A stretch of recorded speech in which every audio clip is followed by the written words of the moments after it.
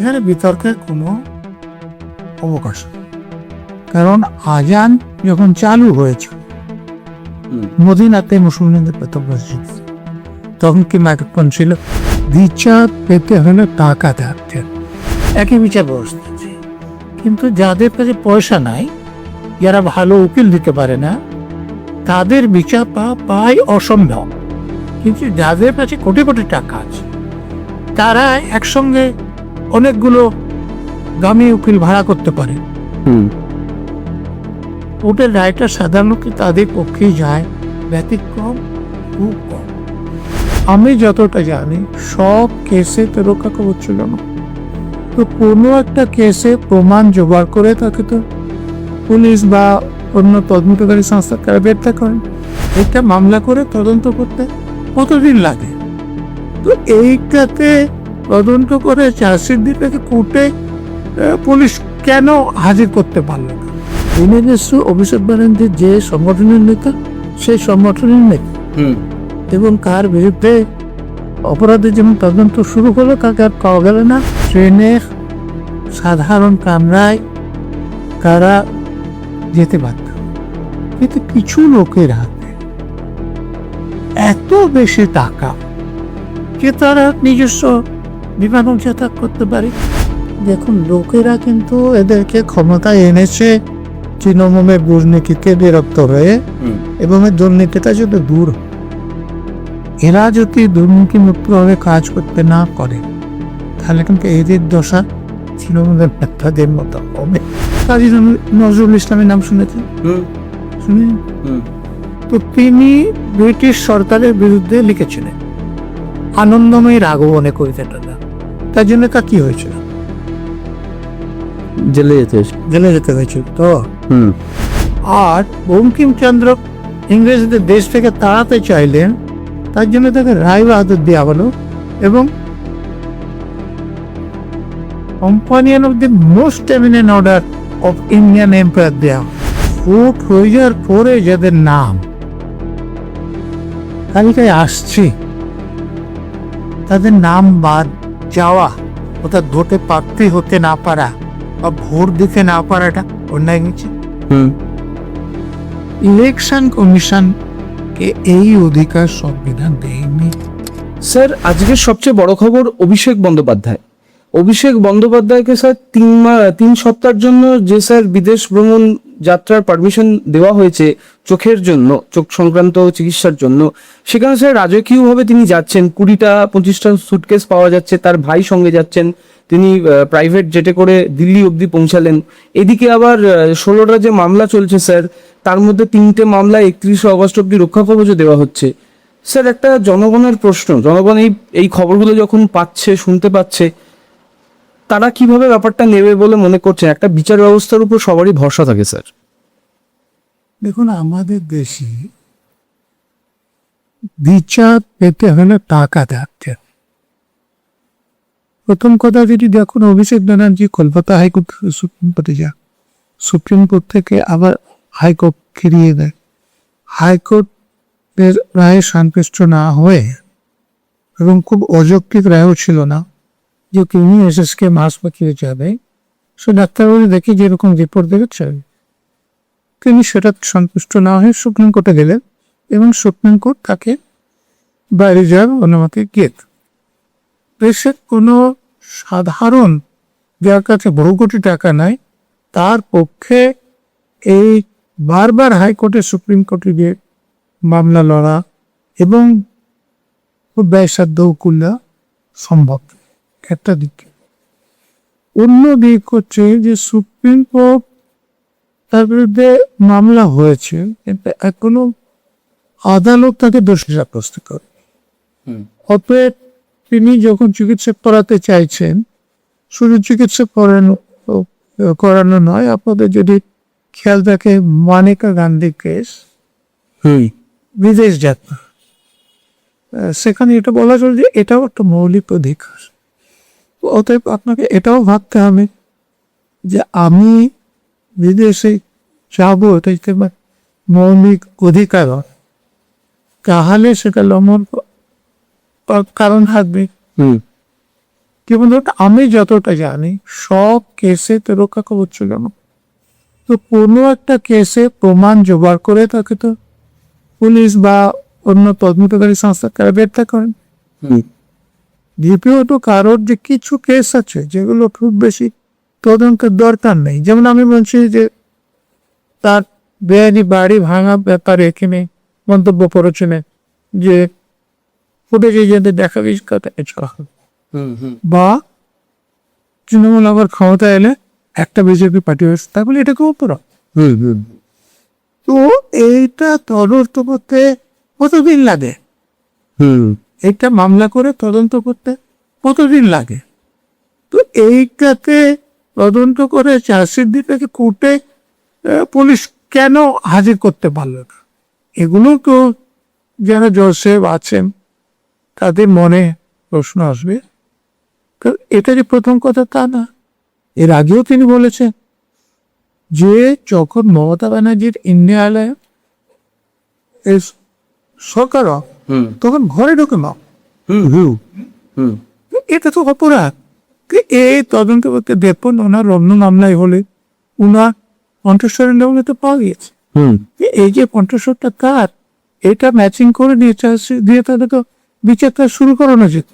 তো সেইটা কেন করানো, সেটাও তো ওটা যারা জজ সাহেব আছে তারাও ভাবতে বাধ্য হবে।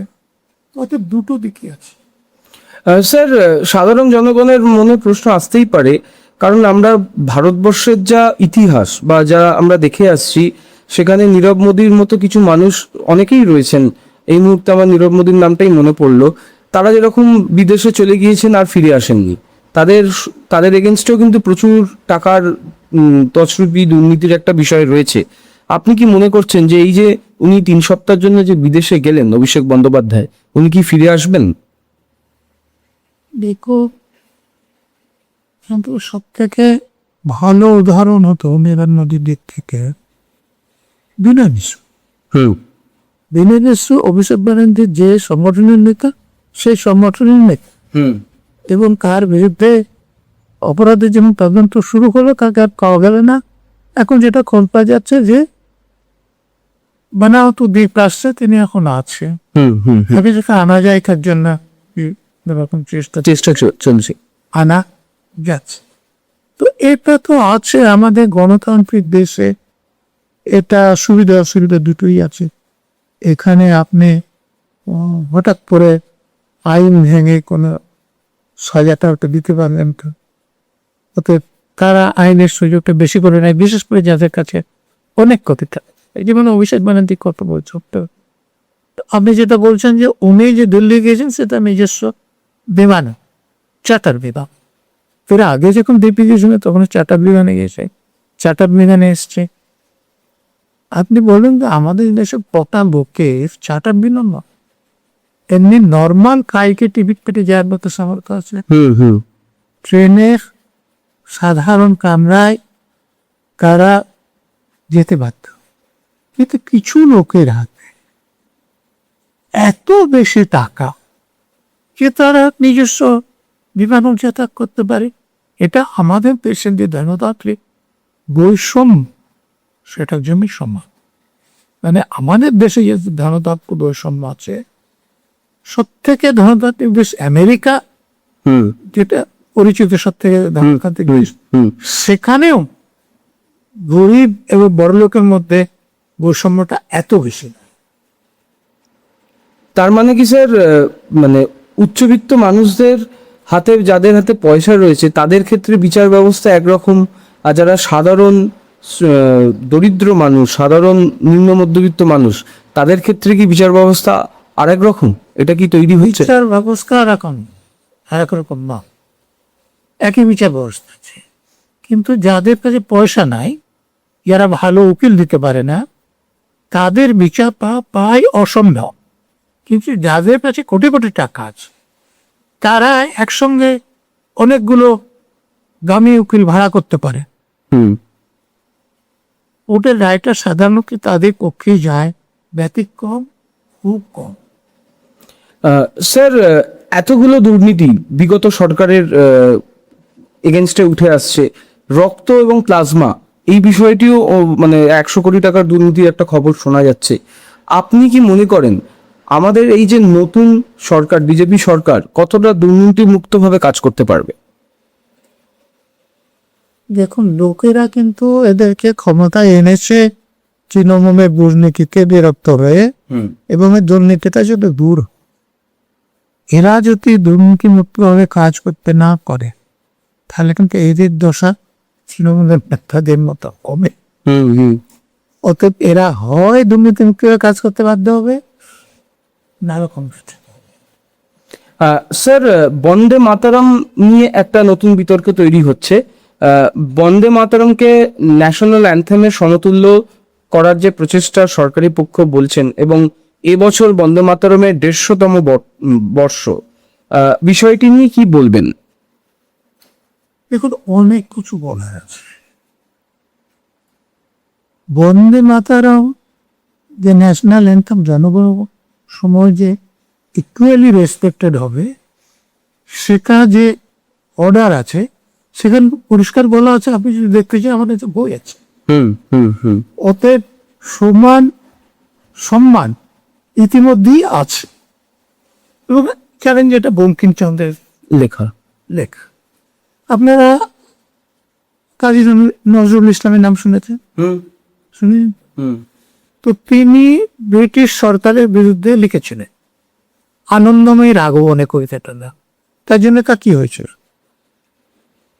জেলে যেতে হয়েছিল। তো আচ্ছা, বঙ্কিমচন্দ্র কোনোদিন ব্রিটিশদের বিরুদ্ধে লেখার জন্য জেলে গিয়েছে? না। আমি উল্টো দিকে বলছি। আপনারা কি জানেন যে 1892 সালে বঙ্কিমচন্দ্র তো ব্রিটিশকে রায় বাহাদুর উপাধি দিয়েছিল? আপনারা কি জানেন যে 1894 সালে যে বছর বঙ্কিমচন্দ্র মারা গিয়েছে, সেই বছর তাকে companion of the most eminent order of Indian empire উপাধি দেওয়া হয়েছিল? তো তাহলে আপনারা একটা প্রশ্ন ভেবে দেখতে পারেন যে কাজী নজরুল ইসলাম আনন্দময়ীর আগমনে লিখলেন, তাকে জেলে পাঠিয়ে দেওয়া হলে, আর বঙ্কিমচন্দ্র ইংরেজদের দেশ থেকে তাড়াতে চাইলেন, তার জন্য তাকে রায় বাহাদুর দেওয়া হলো, এবং companion of the most eminent order of Indian empire দেওয়া। এই দুটো একসঙ্গে যায় না? তাহলে কেন এগুলো করা হচ্ছে? আপনি চিন্তা করুন। তাহলে স্যার, আজান, তার সাথে যে মাইকের সম্পর্ক, এটা নিয়েও একটা বিতর্ক তৈরি হচ্ছে, কি বলবেন? এখানে বিতর্কের কোনো অবকাশ নেই। কারণ আজান যখন চালু হয়েছে মদিনাতে মুসলমানদের প্রথম মসজিদ, তখন কি মাইক্রোফোন ছিল? না। তো তাহলে মাইক্রোফোন ব্যবহার করতে হবে, এটা কোন আইন অনুসারে হচ্ছে? এটাও তো নাই।